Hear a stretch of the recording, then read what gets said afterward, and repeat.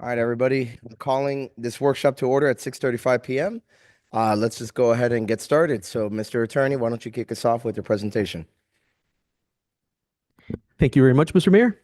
Lorenzo Cubiella on behalf of the town of Miami Lakes here. So with me, I have our town attorney, Raul Gastesi, and our I guess I can call him assistant town attorney. Well, not assistant yet. We'll call him junior assistant. We'll let him roll through the ranks. Matthew Perez. Yeah, there we go. He's got to earn it, right? So the purpose for today is really talking about our town code as it relates to signs, okay? In signs, I want to differentiate that there's really two big groups, right? We've got commercial signs and we've got residential signs. Both, I think, merit periodic reviews. But I know that in the last year or so, especially during the height of election season, we had a lot of questions with regards to flags, which we've included as part of signs, and they are considered a form of a sign, and whether and how we can regulate or not regulate what we should do, what we should not do. So I just want to kind of talk a little bit about it from a top level approach as to what can we do, how can we regulate, what are our rights as a municipality. So the main thing to understand, and it's beneficial, is that one of the seminal case that really governs anything on signs is the case of Reed versus Town of Gilbert, Arizona. And in a very, just for you don't go back, understand what the case was about, it's basically you had the Town of Gilbert and they were regulating what were yard signs, and they had different requirements, whether it was something for a political sign or for a religious sign or for a yard sale. And basically the city got sued, and it went up and up and up into the Supreme Court. And so the Supreme Court, what it said, I think there's extra. You need a copy, Councilman? I think there's one over here. Thank you very much. Thank you. Make sure everyone has one. Yeah. So as the case went, oh, I'm sorry. No. So what ended up happening there is that the Supreme Court said, and what it basically found was that if a municipality is taking a look at its aesthetics, making sure that, you don't have littering of signs all over the place, making sure you have uniformity, making sure you have everything kind of looks the same, and you're doing it for aesthetic purposes, right? For the look of it and the feel of it, all right? That's fine. Then it's a rational basis test. Rational basis is, does the ordinance make sense? Is it rationally related to the purpose of what the city is trying to achieve? And for us, let's say that we were to take a look at our sign code and we want to make sure that things are more uniformed in a certain way, we can do that. That's fine. That's a rational basis. That is in part and parcel of what we're doing as a city to regulate, our aesthetics, to regulate regulate our feel, our look and feel. Now, if you're looking at content, then the court's going to apply what's called strict scrutiny. Okay, then at that point, the person you're taking a look at the free speech rights that person may have in order to be able to express their decision. And so the best way that I can express strict scrutiny and when a person is violating strict scrutiny is if you have to read it, you probably are. So in other words, if you have, and what happened with the issue in the case of Reed is that you had these ordinances where, depending on what the issue was, if it was for a religious garage sale or if it was for political signs, different fonts and different sizes. And so the content itself was being almost manipulated in a sense that you had different regulations. And so if it was a certain, maybe political sign, it was easier to read. If it wasn't, it was a little bit more difficult to read. And they were regulating the speech in that format. And the court found that was unconstitutional.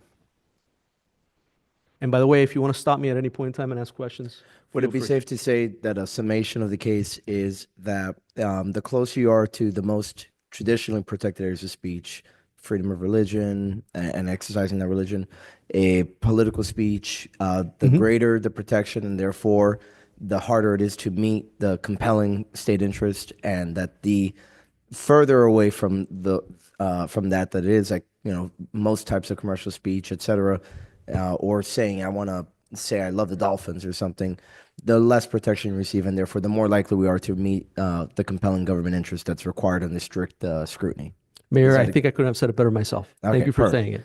Okay. Absolutely, absolutely. And Okay. so whenever we're taking a look at these things, and it's important to keep what the mayor just said in mind as far as political speech and how the balance shifts, right, away from what we can regulate and towards the right that the person may have.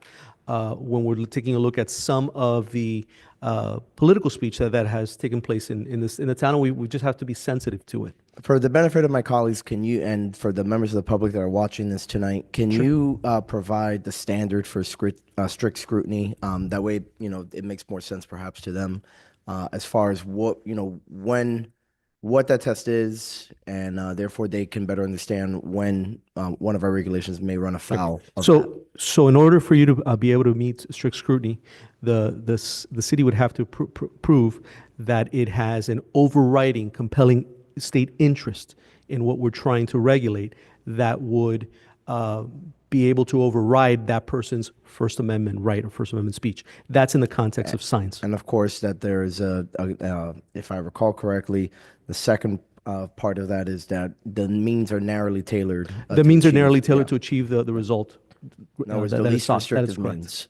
Correct. What happens is when you're dealing with essentially what they call a fundamental constitutional right for the government to impinge or somehow restrict that right, it has to be under strict scrutiny as opposed to just a rational basis. The speed limit, it's got to be a rational basis. Whereas, you're talking, free speech, especially political speech, which is the most protected speech, the standard has to be very, very high for the government to impinge on that right. Yeah, and just, to also compare for the benefit of my colleagues, when you're under the rational basis test, you solely need a legitimate state interest in what you're trying to regulate. When you get into intermediate scrutiny, it has to be an important government interest. And, traditionally, there are different classes that fall or trigger automatically many of these tests, or one of these three tests, rather. And so, that's what we're looking at here. You have compelling at the highest end, right, with strict scrutiny, that it has to be something that compels you to intervene, right? And then even then you have to, because it's a fundamental right, it has to be, or that aim has to be achieved through the least restrictive means. And then, down the scale it goes, right? Most economic type of legislation that we will pass, that will usually fall on the rational basis, right? Which means that, we have a pretty broad array of options of regulating that legitimate interest, right? But I just want you guys to keep that in mind as we continue with this discussion, so that you guys kind of understand, as the lawyers especially speak, that you're able to follow with us. So please continue. No, and it also falls into a little bit in Virginia Beach, for example. Something that is very strict on freedom of speech is their anti-cursing regulations. If you're cursing and you can get a third-degree misdemeanor and a $250 fine. So that is also a restriction. Somebody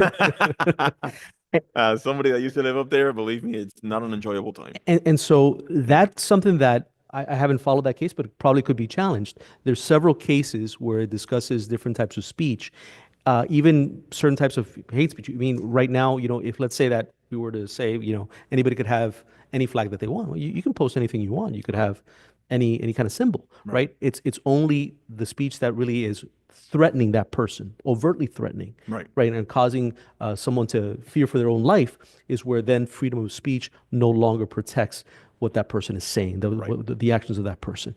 But anything else is pretty much protected under the First Amendment. First Amendment is extremely very broad. So one of the things that we have to take a look at when we're looking at what can we regulate, going off of Reed, is kind of, again, we can't regulate based on the type of user of sign. Permissible regulation must be based on zoning, time, place, and manner restrictions, So, for instance, some of our signs with regards to campaign, right? We allow certain yard signs to be put during campaign season. That's fine. And we can say, we can have the signs 30 days, 60 days prior. They got to be removed 30 or 60 days afterwards, because what we're doing there is that speech is very specific to a time and place right? And the interest that the town has is to make sure that we don't have litter of signs all over the place, and we don't have, just all of these abundance of names. We want to maintain the look and the feel, and that's fine. Those are things that we as a town can regulate, okay? So if you have a sale, a yard sale, and you want to put up a sign for a yard sale, and then remove the sign after the yard sale. I mean, those type of things we can regulate. A sign of there's a carnival that's going to happen. So those are the things where by restricting time, place, and manner, we can have some regulation. Okay, and also as far as the aesthetics, the size of the sign, as long as that regulation is uniform throughout all types. So we're not regulating the purpose; we're regulating just the sign itself. And they have to be reasonable. And it yeah, of course, reasonable. Our favorite word. So not to an exact dimension like they do in Coral Gables, that they're Well, for sale. that's signs are the fine. Well, size we of an can have index card. exact dimensions, but we have to ensure that it applies equally. If we're going to allow a big political sign on a 2x4, right, like in Hialeah, Yeah. then similarly, we have to allow, say, a church to go ahead and be able to also post 2x4. a Correct. 2x4. Yeah. Correct.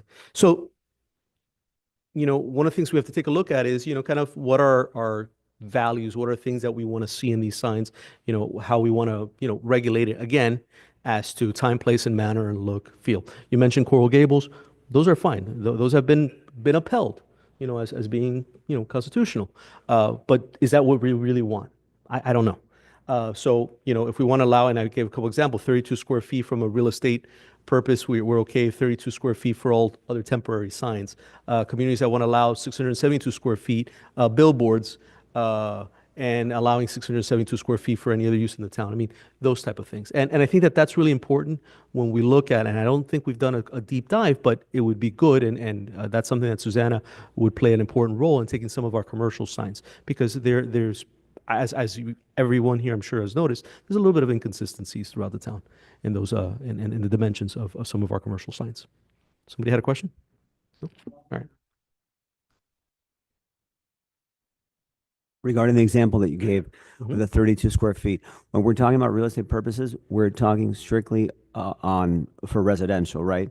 So, Correct. okay, so Correct. nothing to do with. So when we're regulating commercial speech, we should also be very careful to try to make it as uniform as possible, just when we're doing residential. But to the mayor's point of what he was saying a little while ago is that, yeah, there is a difference, and there's a difference in the scrutiny when we're talking about First Amendment speech as it regards to a person, and then when regarding to commercial speech. It's a different standard. So right now, signs are regulated by section 13903. They require all the general requirements for all signs. 13-1903.1 is really where we're talking about temporary signs. So the temporary signs is really when we're looking at some of the signs that I just mentioned, yard sign, a political sign, those types.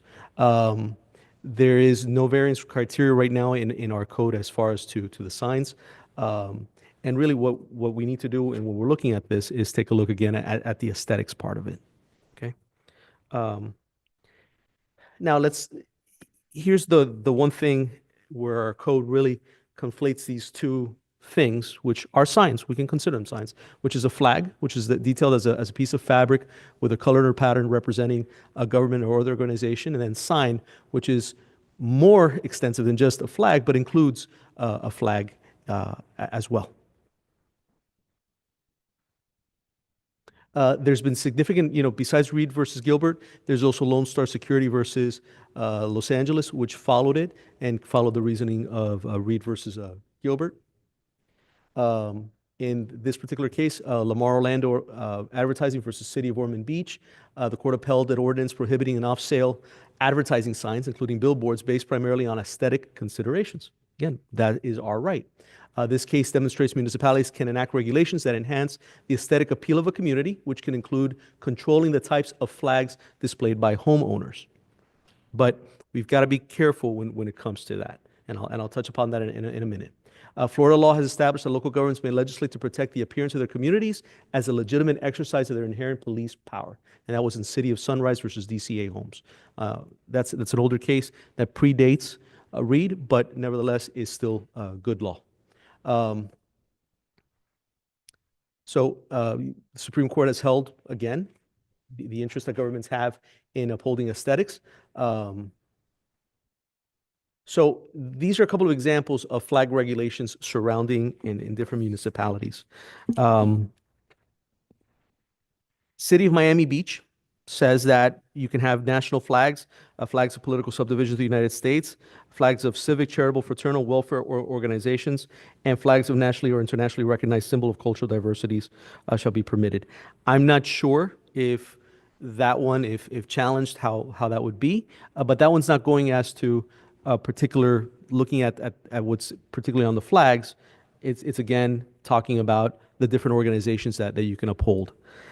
The problem that I see with the flags, although, you know, so far the town has been, yes, Can I just have a question before you do that? Mhm. Does this include just the Miami Beach? Does that include, you know, like sayings like "Don't tread on me," things like that?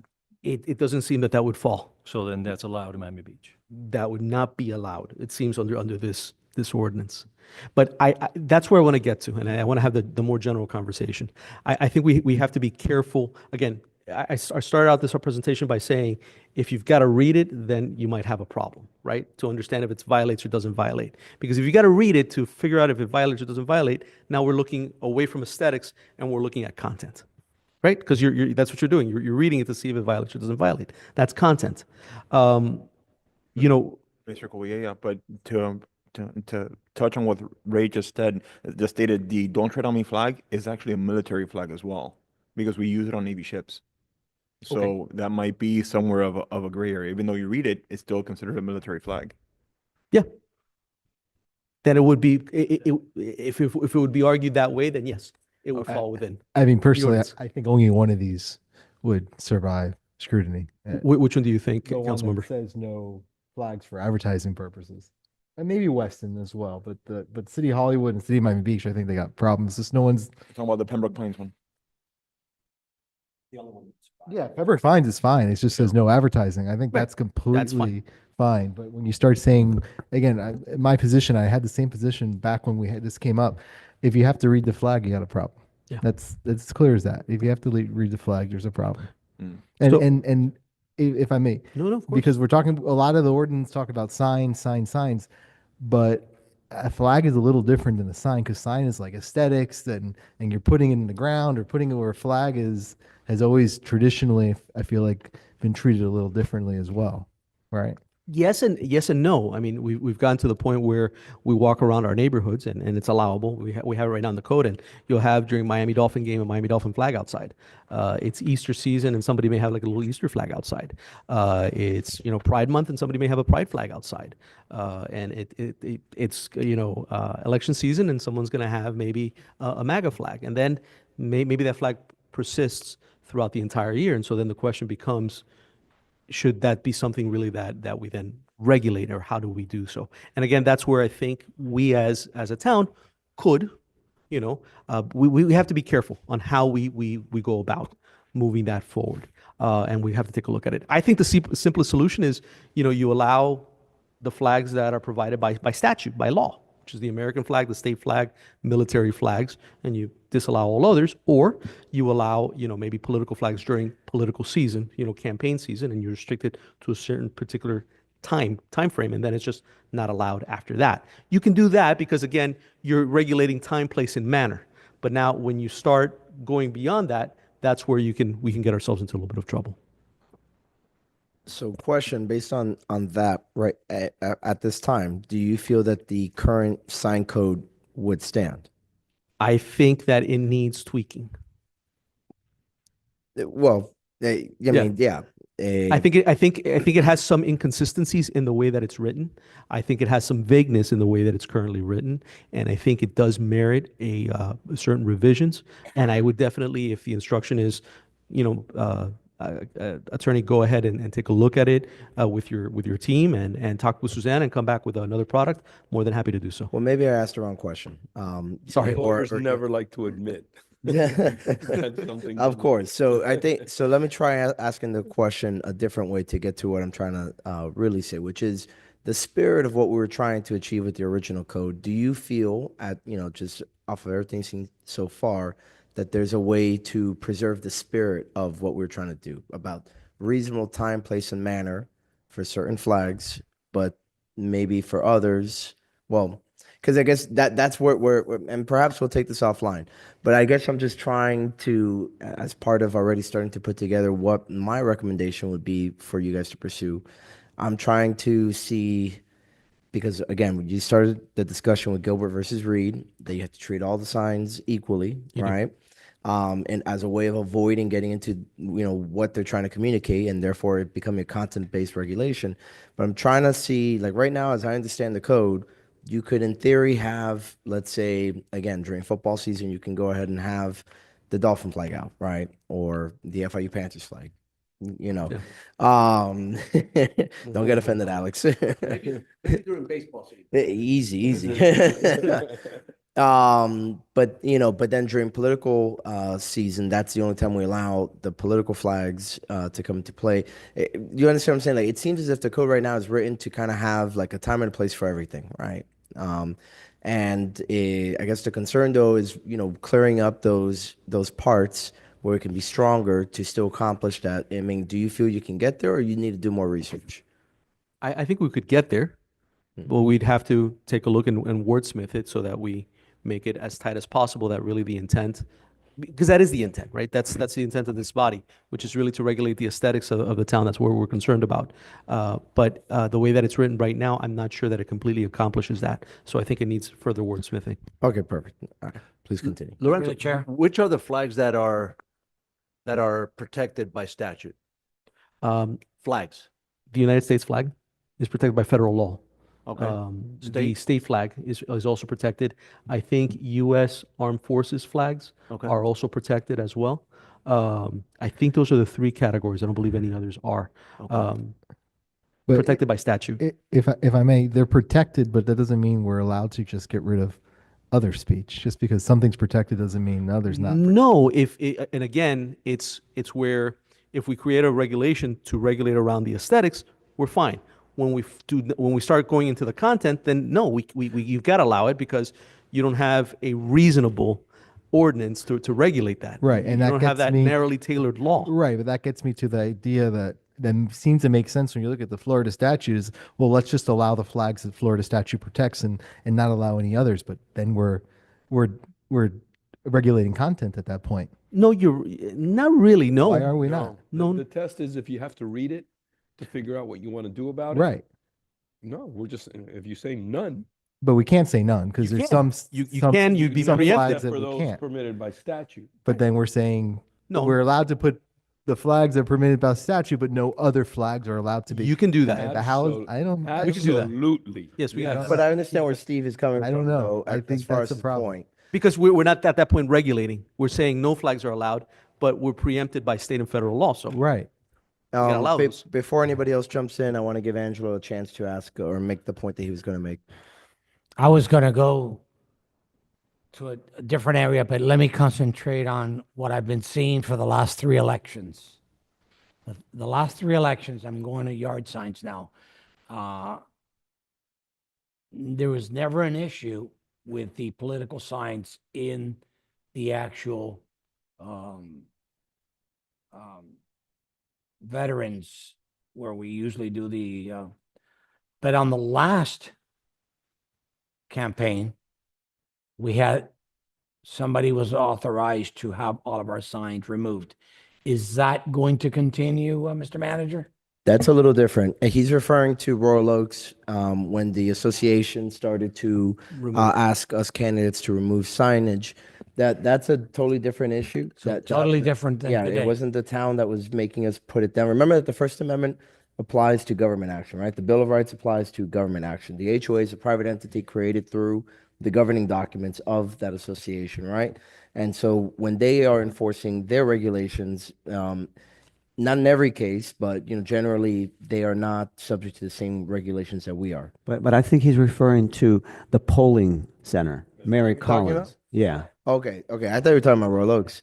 Okay, The last election, nobody ever got bothered or said anything, and on our last election, We got all of our signs ripped out. And that's probably the, our, that that, again, remember, we only have a certain number of code officers, so sometimes it takes a while for them to flag things. But, if I'm not mistaken, the rule is, and Ed, correct me if I'm wrong, is that the campaigns are allowed at least one sign out there during the election. We don't allow signs to be permanently mounted in our parks. It's a park, more so a park rule than anything else.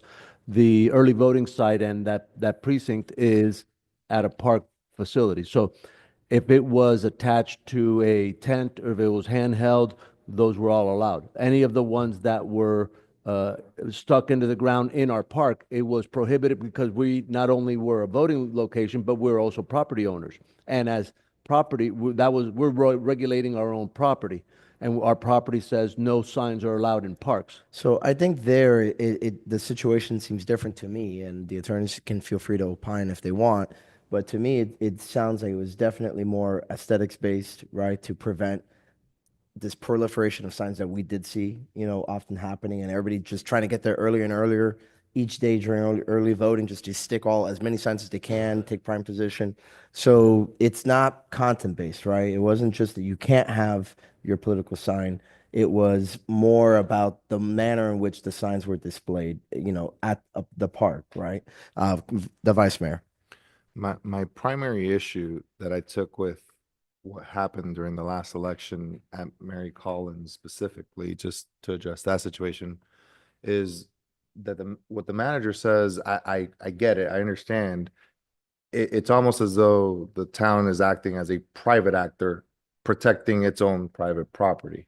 The problem is that at no point in any of those steps is the town actually a private actor. It is still a public entity, and it is still a public park. It is still a public community center, and it is still a public polling place. The way in which it was done, I think that if anything, we need to potentially incorporate something into the code if we're going to be refreshing it that's specific, rather than have a flat out no signs in parks, period, full stop rule.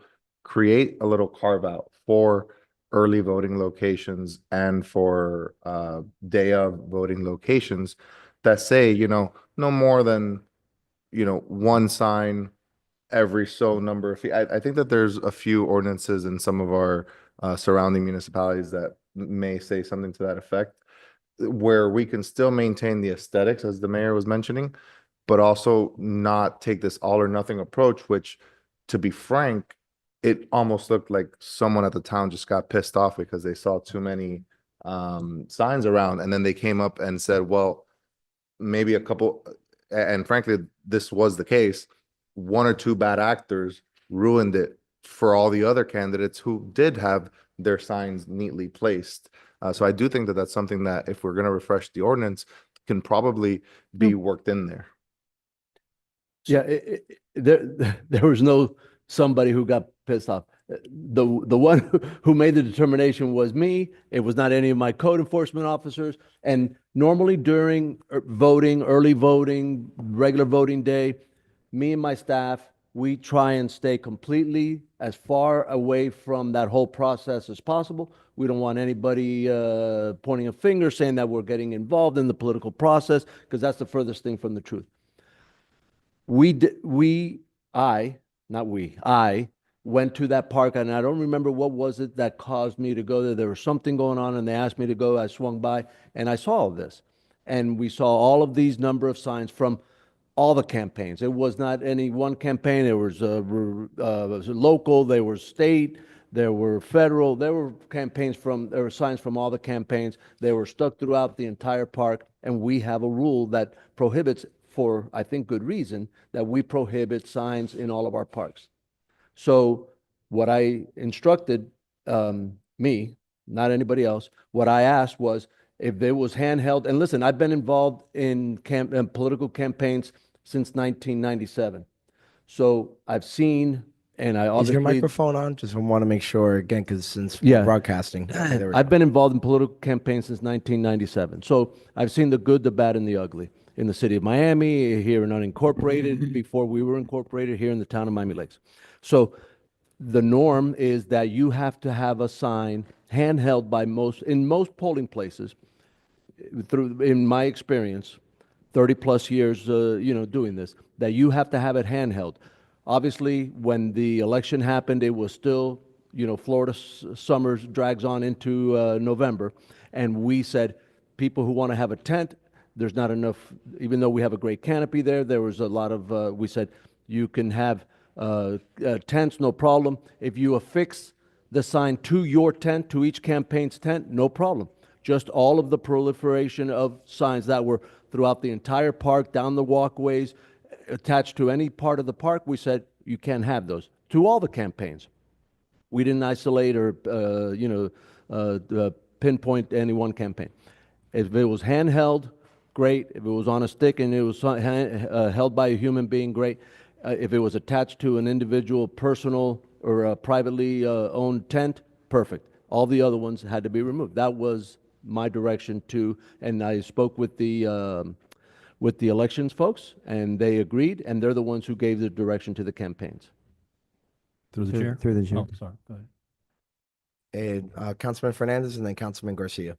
So I just want to be clear. So anything that we do come up with moving forward, the town would not have to, we're separated. So whatever we come up with now is really specific to what residents may or may not post in front of their home, right?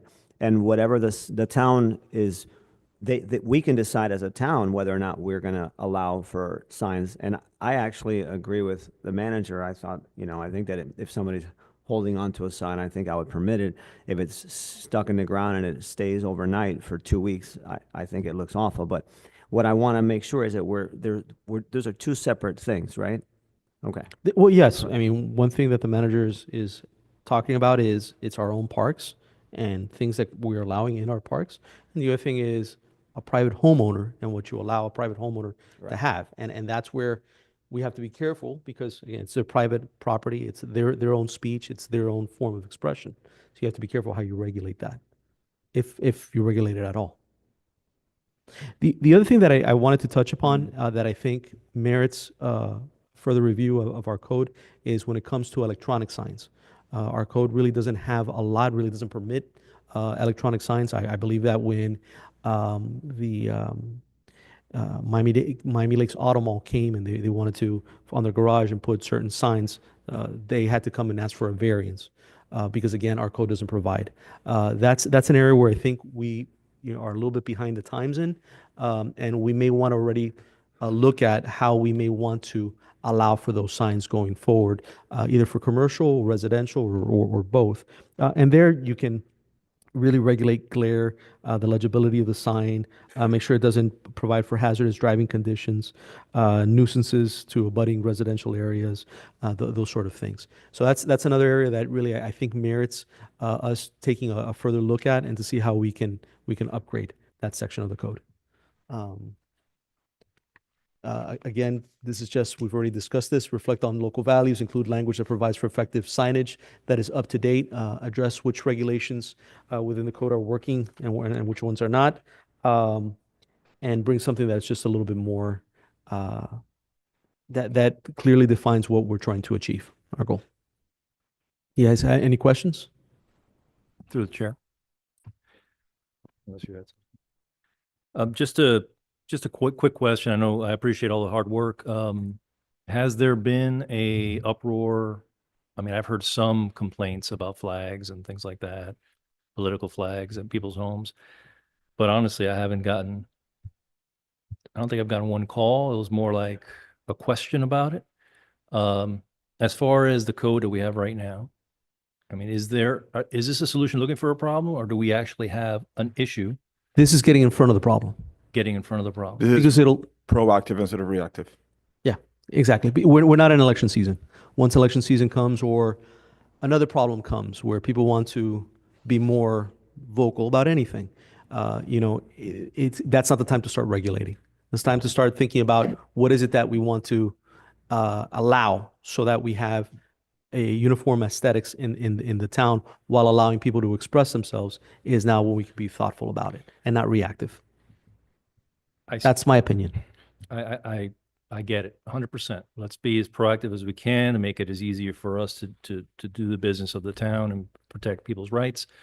I just think at this time, as far as flags, and political flags, things like that, I just don't see an issue with what's happening right now in the town. Either way, whatever candidate or not, if you want to keep, So to me personally, I just don't see that type of issue. Now, as far as signage and political signs at the park, having me be the one, and I'm sure all of us here who've run, taking those signs down, putting them back up, taking them, it's fine to me, putting them every night, but I would ask for a carve out, as Vice Mayor said, in the future to allow temporary signs at the parks as long as they're taken down every night and put back up, and a minimum of signs, perhaps one sign every, maximum amount of signs. A minimum of amount of 100 signs. Exactly. You put 99, you no are more out than- of order. No more than 10 feet or whatever we decide, things like that. Right. Because honestly, it only happens every 2 years. And frankly, it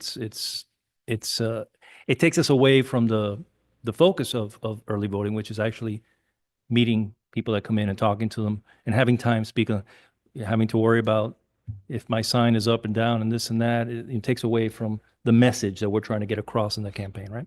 So I'm all for what the Vice Mayor says. But again, that was just my thoughts on that issue. So thank you. Can I ask a related question?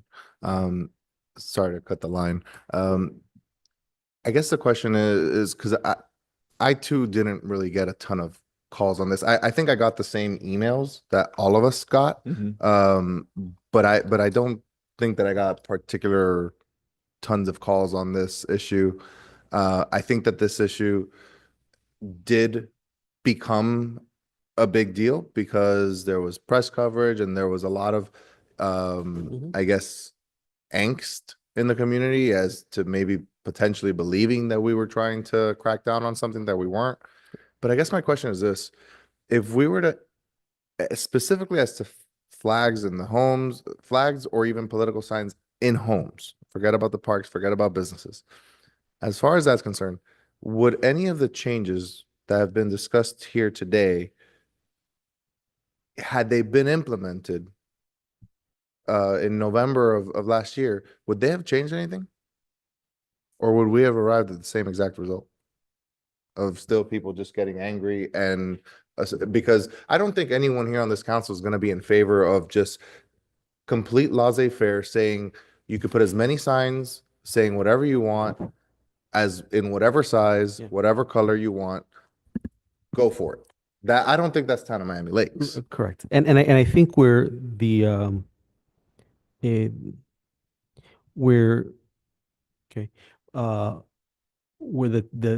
town and I think some of our staff got into, not trouble, no, nobody's got into trouble, but there were a lot of questions, right?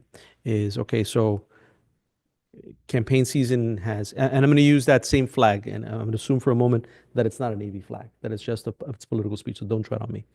Right. Campaign season's ended. The flags for the candidates have gone down, and now we are seeing homes that still have the flag, don't tread on me. And so are you going to treat that as political speech, or are you going to treat it as we allow those flags, so we're going to allow alternative flags, or we're just going to create something that says we just don't allow flags, but in certain instances we'll allow them to come up to protect the aesthetics of the town or whatnot. And so that's where I think our code is not, I think, 100% clear, and that's where it leads to that issue, or to that becoming an issue. But okay, like right now, and I apologize because it's not in the presentation. No, and, it's okay. I might have missed it. I was watching on Zoom, but I might have missed it. But what does the code say right now in terms of flags and displays and stuff like that? Is it just a straight up prohibition? No, Is it's not a straight up prohibition. It regulates certain types of flags when you can wave them at certain periods, and I think that the way that it's written is just it's a little too cumbersome.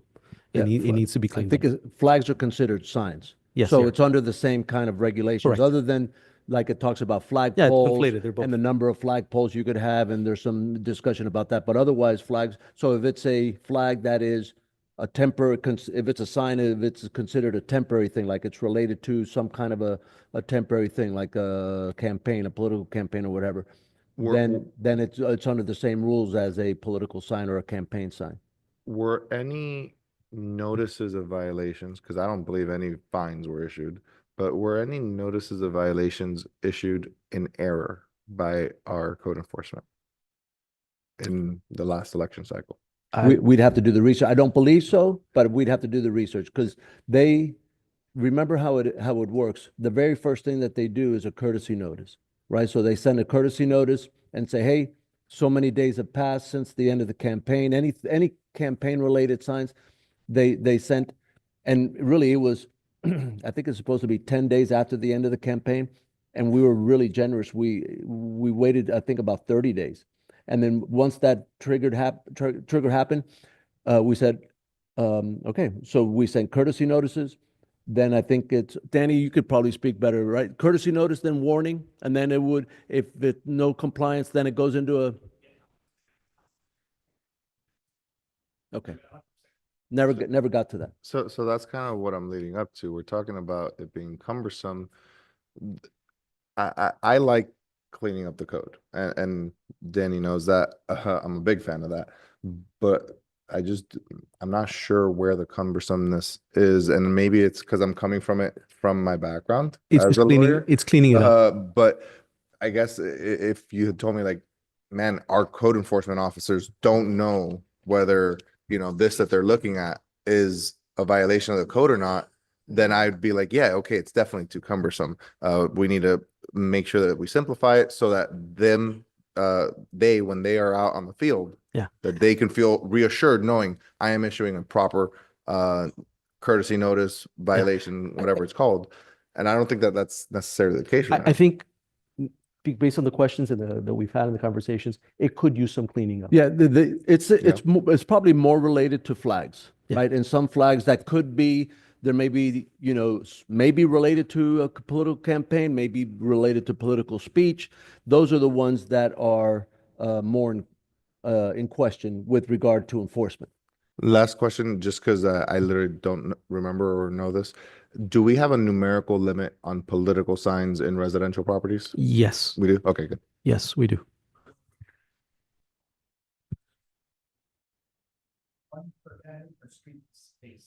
Right. Through the mayor. You're This- recognized. Thank you. Does this all also apply for rolling billboards? So if I want to put whatever flag I want on my rolling billboard, I pay What is a rolling? Remember billboard? that he attached his trailer to that rolling his- billboard pays it insurance and that pays a tag, Okay, a vehicle tag. okay. Can I attach whatever flag I want and drive it anywhere I want? I would say so unless there's an ordinance moving. or rule. No? Yeah, it's not No, building. that's right. Can't park it. Can I roll it around the whole entire town? Yes, Yes, it's not a okay, building oh. code violation. Huh? It's not a violation of our Gotcha, building or okay. sign Yeah. code. All right, Yeah. gotcha. That's Yeah. my question. Unless there's some other FDOT or something else that we don't know about, but No, as far as an ordinance. as far as Miami Lakes laws are concerned, it's not prohibited. Moving. That's what I'm saying. Okay. Yeah. So, and my last question. So if the hotel that has commercial vehicles right there in the corner says, Angela, you could park your rolling billboard here because I am allowed, we are allowed to park commercial vehicles. Can I leave my rolling billboard there with whatever? No.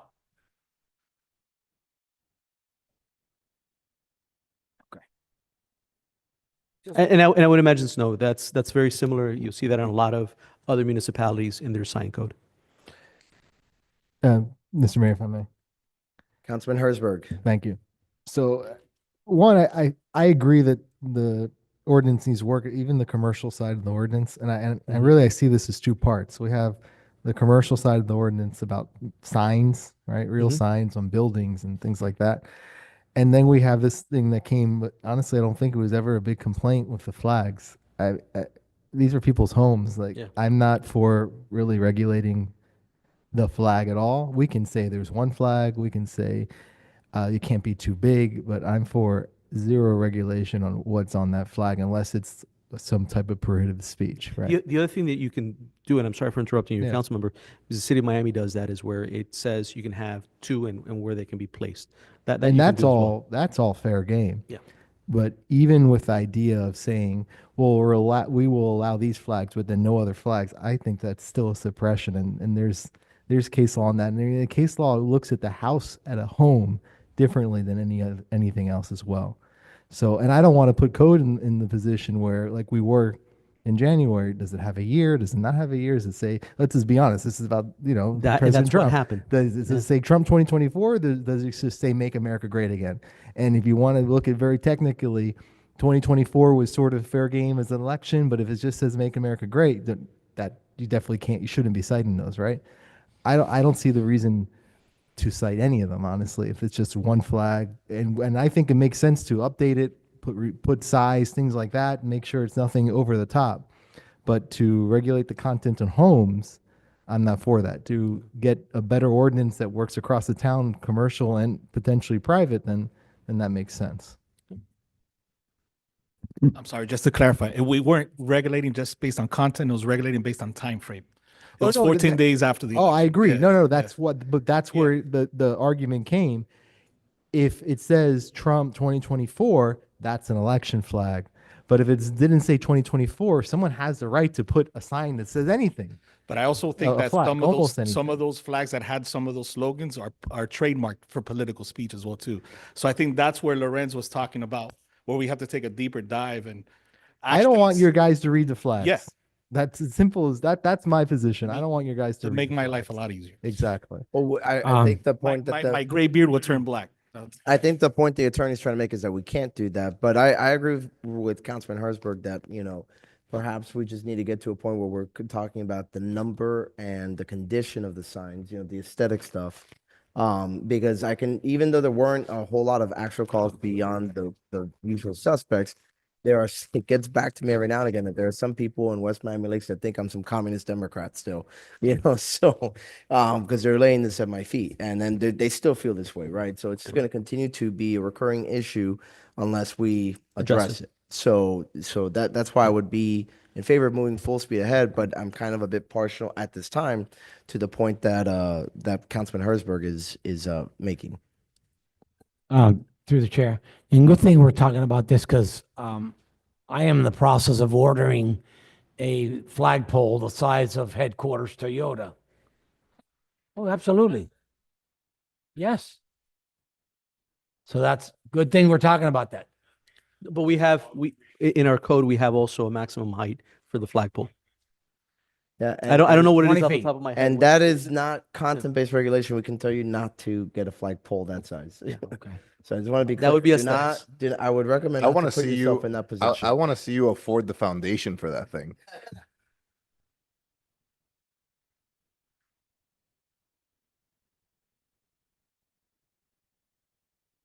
Just to get my 2 cents on where I think that this, the refreshed ordinance should go.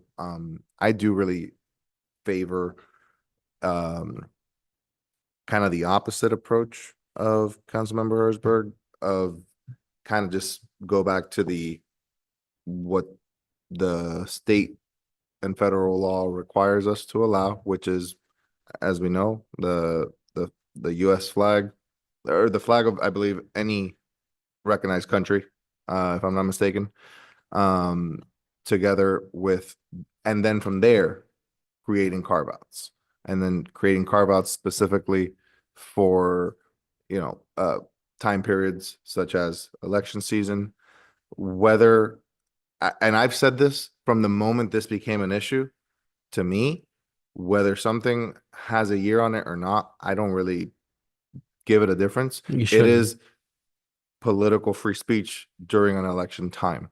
That is agree. unquestioned. And during the election time, I do think that whatever it is, it should be allowed for that purpose, so long as it's obviously subject to that it's not hate speech and that it's not what is it, lewd or obscene, whatever the standard is, eso, or obscene. And but from there, it does get complicated because how do you then say, well, you can have an Easter bunny flag from, a week prior to Easter and you have to take it down prior to Easter. And then Halloween, you can have a pumpkin flag, a week before Halloween. I'm hearing you. And I think that's the way that the code is written now. It's like that. Okay. That's a problem. Yeah, refreshing it to remove that, but yet I do want to see our residents have the ability to be expressive. Sure. What I don't want to see is any of our neighborhoods turned into some parts of some of our sister municipalities. And that's all I'm going to say, because I think that's understood on this dais. But that's what I want to make sure is crystal clear, that whatever ordinance is presented to the council for consideration, at least to have my support, it needs to ensure that we don't end up like that. And I think, the point is well taken, but I think that where Councilman Herzberg and I are, we're still accounting for the aesthetics so that we don't end up like our neighbors, right? Where we're talking about what would be the maximum number of signs, similar to what you were proposing in the case of the elections, the early voting site, and talking about, again, condition of the sign, the size of the signs, and applying those uniformly throughout, right? Again, initially when I first spoke about, is it possible, for example, to kind of maintain the spirit of what the code is trying to accomplish? The more and more I think about it, it's harder for me to see how we get there without having to go into the content part, right? So, that's the tricky part that I'm running into. So if it's not possible to uphold the spirit of the existing code, then I would gravitate more toward Councilman Herzberg's position, but with the caveat that obviously it needs to be tightened up so that it's not just a free-for-all either, right? Now, the other thing that I was going to mention is, Lorenzo, part of what started this whole review, because this was my item, is that you found a Florida case recent that actually gave you some pause. I would encourage you to go back through some of our prior messages and look for that case, because I remember that was partly what touched off, our reevaluation of where we're at. So look for that, because it was out of Florida. It was recent, very recent, from one of the appellate districts. Yes. So just, because I did not see that here. I don't know if you're building to it, but I did not see it in the PowerPoint presentation. So I just wanted to make sure that we weren't overlooking that as part of all this. One question about something you brought up a little while ago, which was electronic signs. Number one, I thought it was great that within the slide you brought up what is, at least for me, my primary concern with them. I do have astigmatism. When headlights are coming my way, I am not having a fun time. And some of these signs, these electronic signs, they're not meant to convey information. They're meant to draw eyes just by flashing. I think that there should be some form of guidance or regulation on maximum brightness. I don't know how that's measured, whether it's lumens or something else. We'll figure that out. But something on brightness, something on size, and also specifically something that says it has to be a static image, that maybe it could change, every so often or whatnot. But even then, I don't know, some form of limitation that prevents it from going from like neon green, to dark, brown, and then to bright white, this big contrast in colors, because that legitimately causes big glare and can actually cause an accident, and frankly can cause an epileptic seizure. So, and also, no flashing of signs. Right now, though, you said that there is nothing in the code about it, so they're not. It's not allowed. It's not permitted. And so, in one of the slides, you mentioned that there's no variance criteria specific to signs, but then you mentioned that the auto mall came and got a variance. So when you say that there's no variance criteria, it doesn't mean that they can't get a variance. It just means that there's no guideline to the P&Z, I guess. So that's something that we could theoretically do, is give some guidance to the I PNC. I think it wouldn't be a bad idea to do so, as more and I agree. more of these things may become prevalent in our town, because it's technology, and so we want to be able to get in front of it rather than leave it up to the P and Z board to start trying to figure out what could be a good variance and what could not be a good But for variance the record, I would prefer that it stay something that, at least for now, as a that it conditional stay use. something that's either conditional use or just requires them to come up here. Yeah. Come seek a variance or come get a conditional use permit from us, because it's not true. Again, it's one of those things.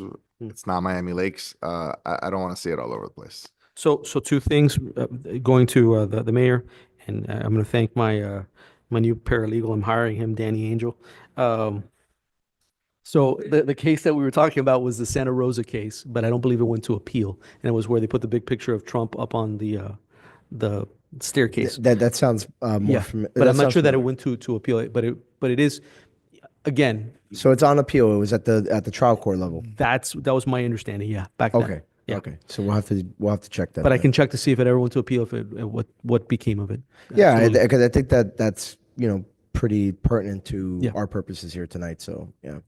And to your point, thanks again to Mr. Angel, is illumination. The way that our code reads right now is that no sign shall be illuminated between the hours of 11 and 7, unless in the case of a sign, the premises which are located are open for business, except as provided in the code, and it says no sign containing any moving, flashing, intermittent, rotating, chasing. No illumination shall be permitted of any intensity, so on and so forth. But basically, it outlaws it. Through the chair real quick. You're recognized. I just think the town has always been, as far as aesthetics, we push minimalism, right? Minimalism, like something that doesn't stand out like other towns. So I think if we keep that in mind, especially like electric signs, I haven't seen many, but they shouldn't be something that we're saying, hey, no. I think just like we don't have signs on poles, we should be very limited on what we do with signs around residential areas. In the commercial side, if we can be more flexible, like the auto mall, of course, so you can see it from the Palmetto.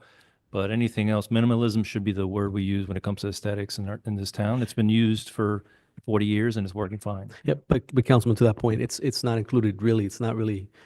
There's a set standard, so it would be, I think, beneficial to create that, as we're not only looking at the residential but also at the commercial, and that is really what I'd like to be able to come back and work with Susanna and Danny. Yeah.